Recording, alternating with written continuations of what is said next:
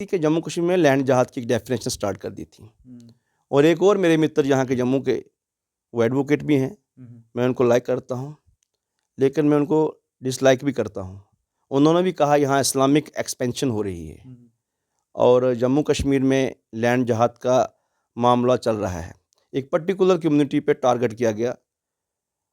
अगर ऐसा है तो हम उनके साथ हैं, लेकिन उस डीएनए में जो चलाया गया सुधीर चौधरी जी ने, उन्होंने पूरे हिंदुस्तान में, पूरी दुनिया में ये बता दिया और ख़ासतौर जम्मू कश्मीर और ख़ासतौर जम्मू सूबा के लोगों को बदनाम किया कि यहाँ लैंड जहाद है चल रहा है। आप मुझे बताइए, जिनके नाम आ रहे हैं पॉलिटिशियंस के, जो रूलिंग एलीट के साथ हैं, रूलिंग पार्टी के साथ हैं, वो इंक्लोचर्स दिखाए जा रहे हैं, क्या वो भी इस जहाद में इन्वॉल्व थे? तो उनके खिलाफ क्या एक्शन होगा? वो सुधीर चौधरी जी हैं, वो दूसरे चैनल में चले जाएँ, वो अब ब्लैक एंड वाइट, वो आज तक में शायद चले गए हैं, वहाँ बैठकर उन्होंने ब्लैक एंड वाइट बनाया हुआ है कुछ प्रोग्राम। मैं उनको से ये रिक्वेस्ट करता हूँ, प्लीज़ अब इस जहाद में उन लोगों को भी एक्सपोज कीजिए ना, फिर ही आपको हम मानेंगे कि आप एक निरपक्ष, एक जो मीडिया जो है वो फोर्थ स्तंभ है, पिलर है डेमोक्रेसी का, तो हम आपके साथ हैं, बोलिए इन पे। मैं राजीव चाणक्य जी को अब फिर दोबारा कहता हूँ, सल्यूट करता हूँ।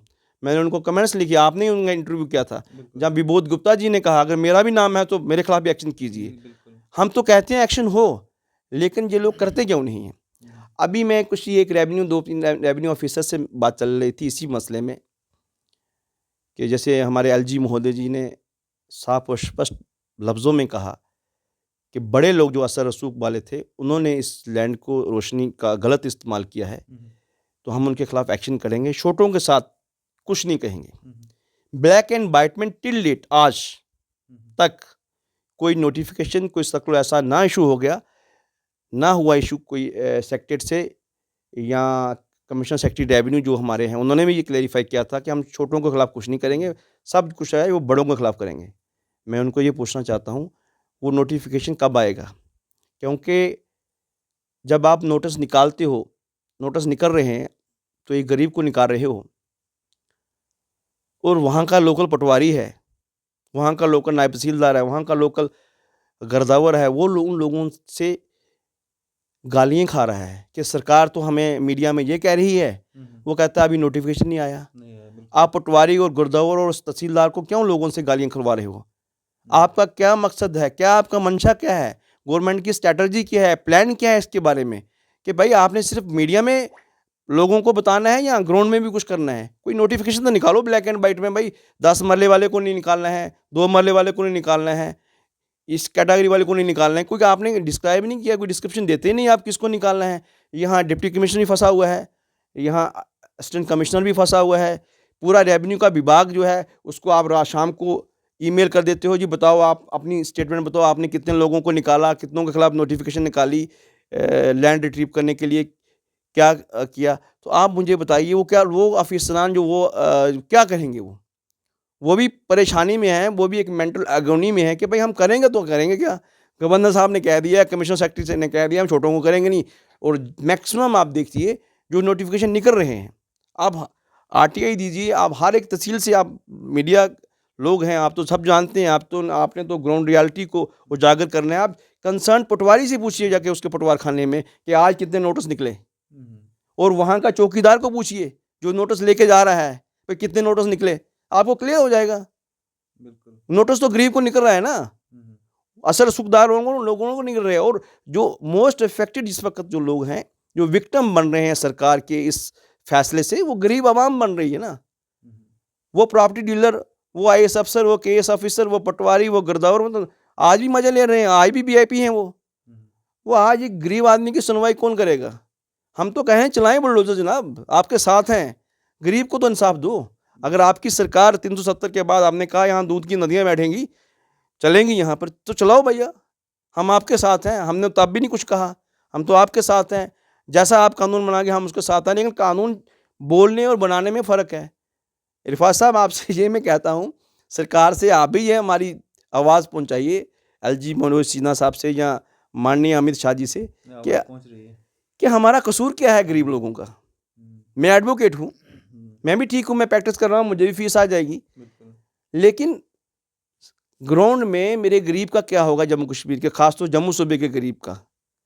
कश्मीर में कुछ नहीं होने वाला है, जो भी होगा जम्मू सूबा में, मैं मीडिया में सामने कह रहा हूँ, जम्मू सूबा के लोगों को ही सब प्रॉब्लम आ रही है। शुरुआत तो कश्मीर से हुई है। नहीं होगी वहाँ पर, वो असर सुखदार लोग हैं, उनको कुछ नहीं होगा। कश्मीर के लोगों को कुछ नहीं होगा।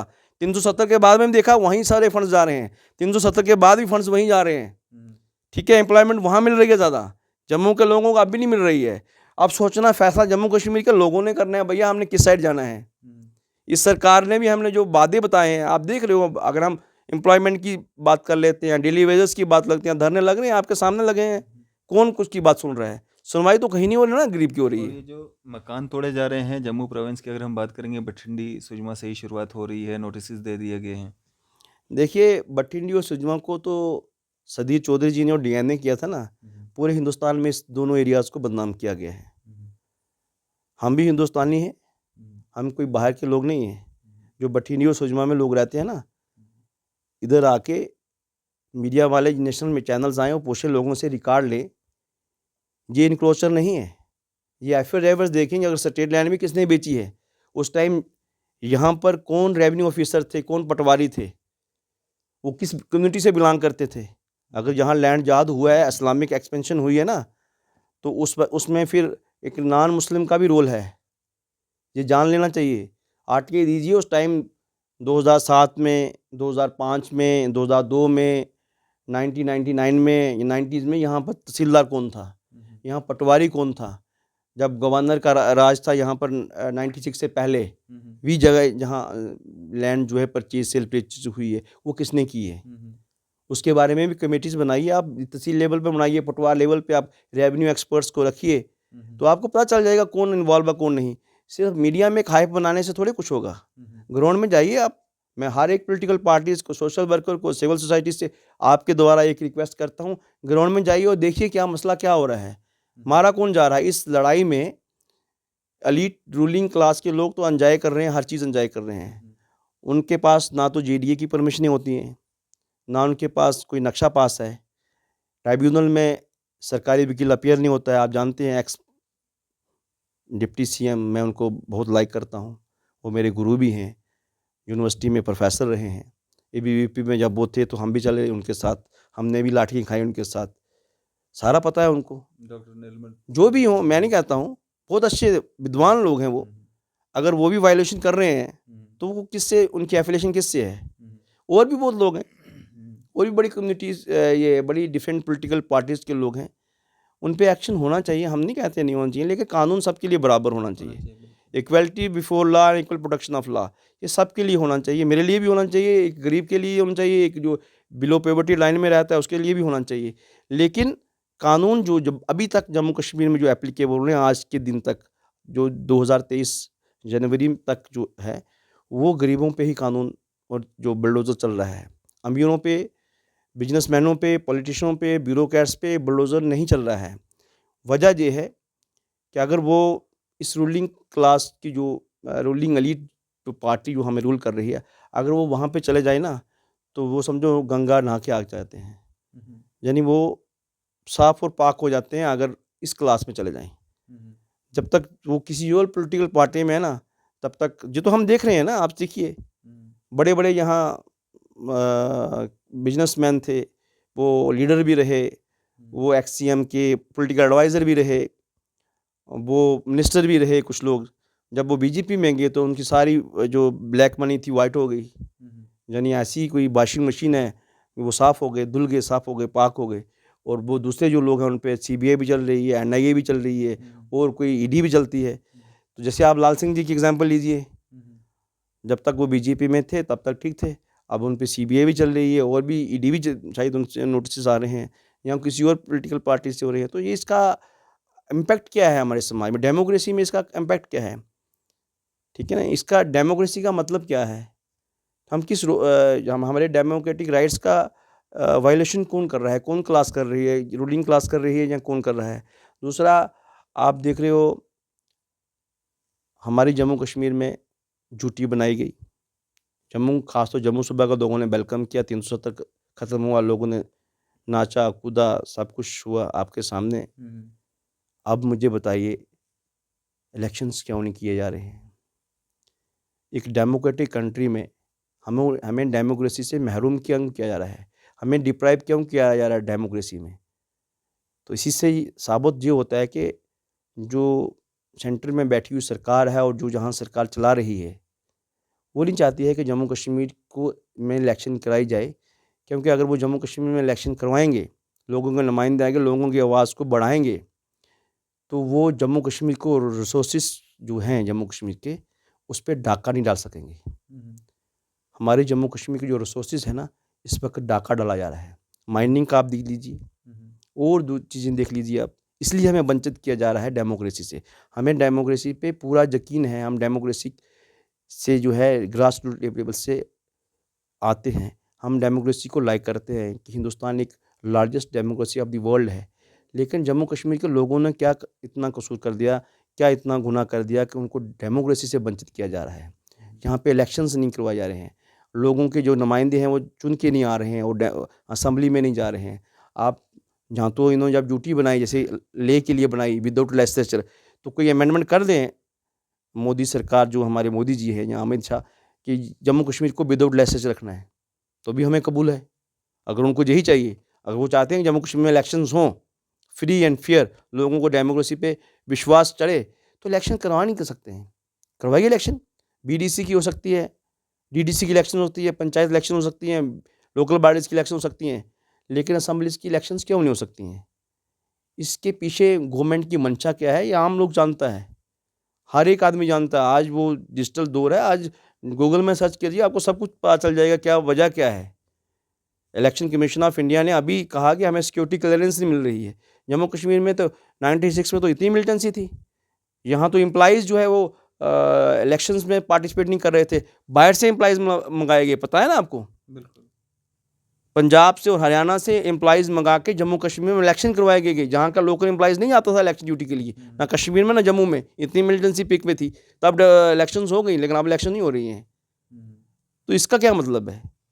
क्या हमें ये जितना भी सब कुछ हो रहा है, और जिस तरह से कहा गया था कि 5 अगस्त 2019 के बाद मतलब जम्मू कश्मीर में बहुत सारे बदलाव होंगे, इसमें कुछ शक नहीं है, कुछ बदलाव हुए भी, पत्थरबाजी या बाकी सारी चीज़ें, मिलिटेंसी में कुछ कमी कुछ हुई है। लेकिन अगर कोई पिस रहा है तो जम्मू कश्मीर की जनता, क्या एक मैसेज देना चाहेंगे आम जनता के लिए, जम्मू कश्मीर की जनता के लिए, क्योंकि सबसे ज़्यादा असर अगर किसी पे हो रहा है तो आम जनता जो है जम्मू कश्मीर की, उस पे हो रहा है।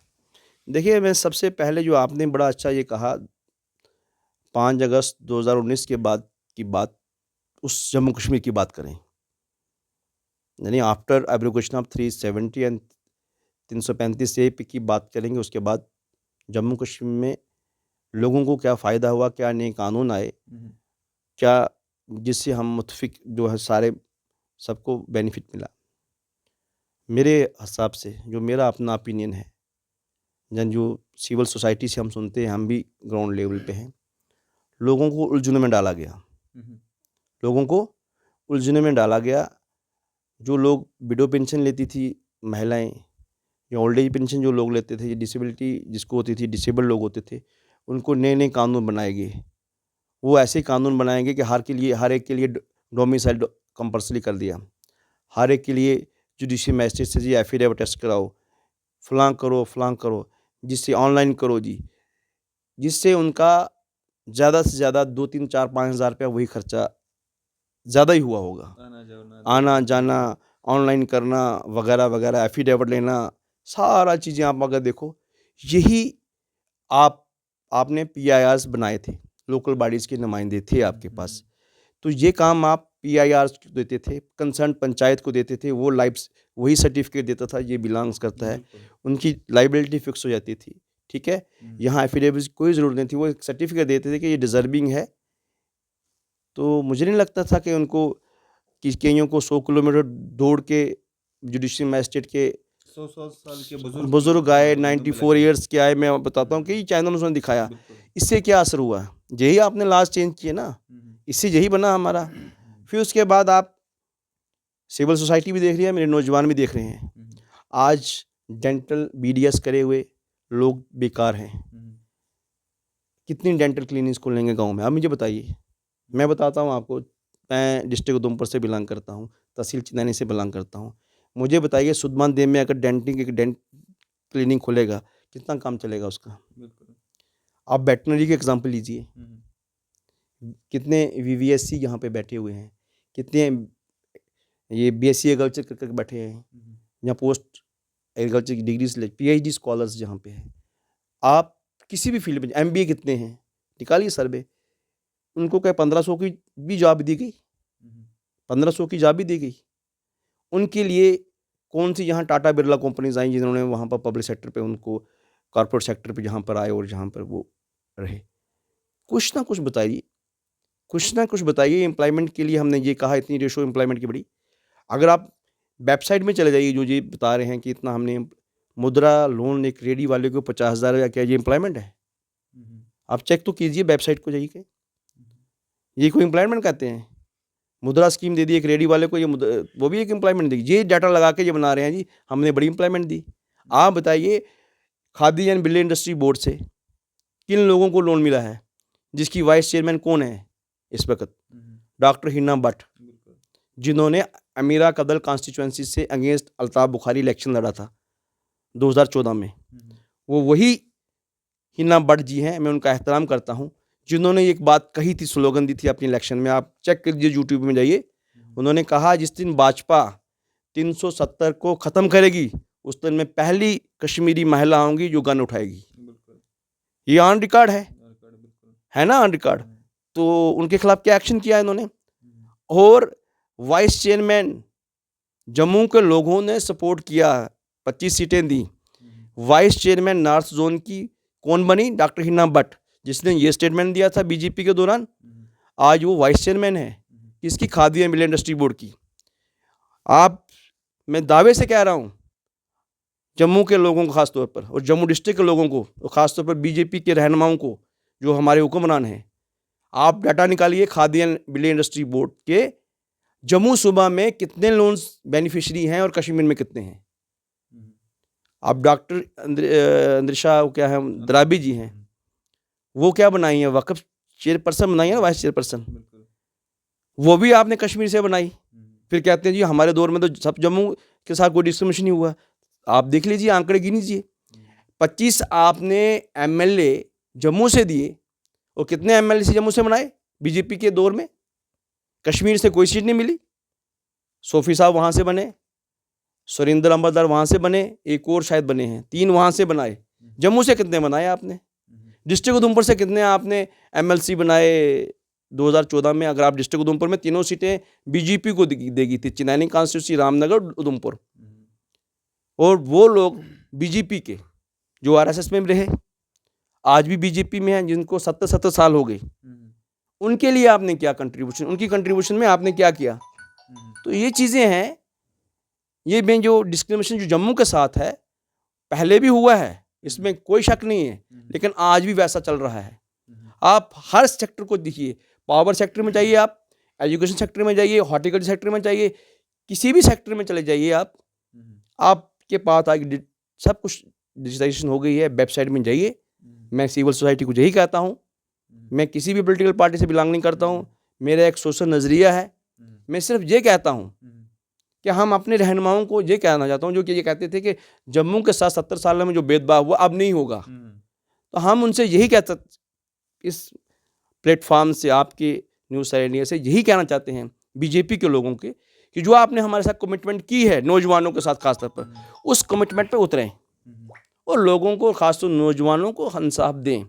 आपने तो ना तो हमें इकोनॉमिकली मजबूत किया, ना हमें पॉलिटिकली मजबूत कर रहे हो, ना डेमोक्रेटिकली हमें मजबूत कर रहे हो, एम्पावर कर रहे हो। डेमोक्रेसी में हमारा फेथ क्या रहेगा? क्या हमें डेमोक्रेसी से आप वंचित क्यों कर रहे हो? वजह क्या है इसके पीछे? इसके पीछे मंशा क्या है सरकार की? इस पर भी कोई वाइट पेपर आना चाहिए जिससे ये साबित हो गया गवर्नमेंट ये कर रही है, लेकिन ग्राउंड में कुछ नहीं है 370 के बाद या 370 के बाद पहले। क्योंकि अब नौजवान भी जागा हुआ है, सोशल एक्टिविस्ट भी जागे हुए हैं, हर रोज़ धरने प्रदर्शन हर जगह चल रहे हैं। आप बठिंडी और सुजमा को रहने दीजिए, यहाँ बलडोजर चलाना चलाइए, नौजवानों की तरफ ध्यान दीजिए।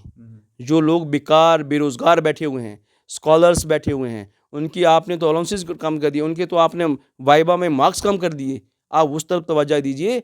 हालात खुद जम्मू कश्मीर के ठीक हो गए हैं। आपने कहा पत्थरबाजी की बात, देखिए वो वक्त भी देखा है जम्मू कश्मीर की आवाम ने, जब पेरेंट्स खुद बच्चों को इनकरेज करते थे मिलिटेंसी के लिए, लेकिन वक्त वो आ गया, आज पेरेंट्स जब इनकाउंटर होता है तो पुलिस या आर्मी उनको पेरेंट्स को लेती है, उनसे रिक्वेस्ट कराती है कि भाई सरेंडर करें। आज कश्मीर के लोग सामने आ रहे हैं कि हम मिलिटेंसी के हक में नहीं हैं, हम जॉब चाहते हैं, हम बच्चों का फ्यूचर सिक्योर करना चाहते हैं। आज लोग ये मांग करते हैं, पत्थरबाजी खुद ब खुद ख़त्म हो रही है, ये कोई गवर्नमेंट का रोल नहीं है, इसमें कुछ नहीं है। लोगों को अपना फ्यूचर पता चल गया कि हमारा उसमें कहाँ क्या फ्यूचर है। पाकिस्तान जो नॉन स्टेट एक्टर्स थे जिन्होंने यहाँ मिलिटेंसी गन लाई, आज उन लोगों को लोग लाइक नहीं करते हैं क्योंकि उन्होंने नौजवानों का कत्ल किया है, ये तो क्लियर बात है। और इसमें भी अगर देखा जाए पॉलिटिशियन का ही नेक्सस था जिन लोगों ने इस मिलिटेंसी को हवा दी है, बढ़ावा दी है। ये कोई इस गवर्नमेंट का कोई ये कहेंगे कैडेट है कि कश्मीर में पत्थरबाजी हमारी वजह से कम हो रही है, ऐसा नहीं है। लोगों का एक माइंडसेट है, ख़ास तौर पर कश्मीरी नौजवानों का, ख़ासकर कश्मीरी मुसलमानों का, उनका एक कंसेप्ट है कि हमने 35 साल बहुत जिला है, हमने बहुत कुछ मारे खाए हैं आर्मी की साइड से भी, मिलिटेंटों की साइड से भी, हम इस साइड नहीं जाएंगे। हम आएंगे अब अपनी जो है फ्यूचर की तरफ, हम आएंगे अपनी एम्प्लॉयमेंट की तरफ, हम अपनी कश्मीर की जो पुरानी रवायत हैं, जो पुरानी जो हेरिटेज को प्रिजर्व करना चाहते हैं, ये उस वजह से है। कश्मीरी पंडितों के लिए आप बतलिए, बेचारे कब से यहाँ बैठे हुए हैं, रिजर्व कैटेगरी के एम्प्लॉइज़ कब से बैठे हुए हैं यहाँ पर। हर एक आदमी कह रहा है कि इनको यहाँ पर सिक्योरिटी दी जाए कश्मीर में, यहाँ पर इनको। तब तक यहाँ देखिए क्या कर रही है गवर्नमेंट, कुछ नहीं कर रही है, उल्टा उनकी पे बंद कर रही है, उनको उनके जो बच्चे जो हैं स्कूलिंग उनकी बंद हो गई है बगैर पैसों की। आपने तो कुछ नहीं किया। खैर आपके साथ जो है डिस्कशन जो है लंबी हो गई, टॉपिक कुछ और था तो हम कहीं और चले गए। तो मैं यार इरफाज भाई यही कहना चाहता हूँ, जितने भी लोग पॉलिटिकल क्लास में हैं, चाहे अपोजिशन में हैं या यहीं हैं, आप जम्मू कश्मीर के नुमाइंदे हो, आप जम्मू कश्मीर को एक नया जम्मू कश्मीर बना सकते हो। वो जम्मू कश्मीर जहाँ हमारी डेमोक्रेटिक राइट्स प्रोटेक्ट हों, वो जम्मू कश्मीर जहाँ नौजवानों का फ्यूचर सिक्योर हो, वो जम्मू कश्मीर जहाँ लोगों की जो है इकोनॉमिकली लोग जो हैं वो मजबूत हों, वो जम्मू कश्मीर चाहते हैं हम। बिल्कुल। चलें, शुक्रिया हमारे साथ बातचीत करने के लिए, अपना कीमती समय देने के लिए। Thank you, thank you. तो ये थे हमारे साथ एडवोकेट तारिक मुगल साहब। आपकी इस सब पे क्या राय है, अभी अपनी राय ज़रूर साझा कीजिएगा। इसी तरह की मज़ीद अपडेट्स के लिए आप देखते रहें न्यूज़ सैर इंडिया। मैं अरफाज अहमद, कैमरामैन शाहनवाज के साथ।